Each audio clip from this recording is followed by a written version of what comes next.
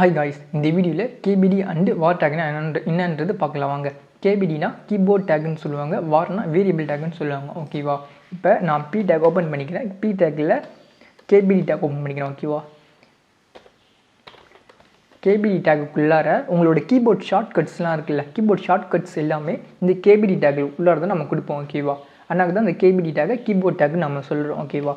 இப்போ Ctrl + S. ஓகேவா?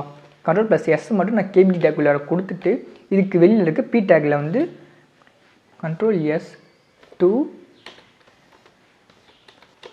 save the document. ஓகேவா? ஓகே, இதை வந்து பி டேக்குள்ளார இது ஃபுல்லாகவே நான் கொடுத்துருக்கேன்.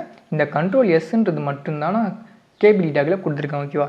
இந்த கேபிடி டேக்கில் உங்களோட கீபோர்டில் இருக்க எல்லா ஷார்ட்கட்ஸுமே கொடுக்கறதுக்காக தான் அது HTML கண்டுபிடிச்சி வச்சுருக்காங்க. ஓகேவா? ஓகே, இதில் பி டேக் ஓப்பன் பண்ணிக்கிறேன். இதில் வந்து ஓகே இதில் வந்து வார் டேக் யூஸ் பண்ணிக்கிறேன். ஓகேவா? வார் டேக்னா வேரியபிள். ஓகேவா? இந்த எக்ஸ்ன்னு கொடுத்துக்கிறேன். ஓகேவா? எக்ஸ்ன்றது ஒரு வேரியபிள். X is variable.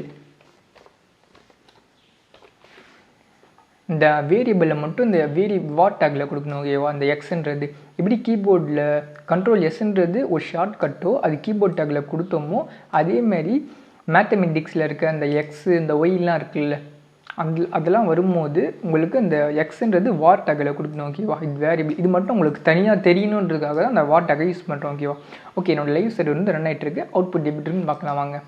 பார்த்தீங்களா? இந்த எக்ஸ்ன்றது மட்டும் தனியாக ஒரு டிஃப்ரெண்ட்டாக தெரியுது எங்களுக்கு. எனக்கு அதேமாதிரி Ctrl Sன்றது தனியாக தெரியுது. இந்த டெக்ஸ்டெல்லாம் வேறு மாதிரி இருக்குது.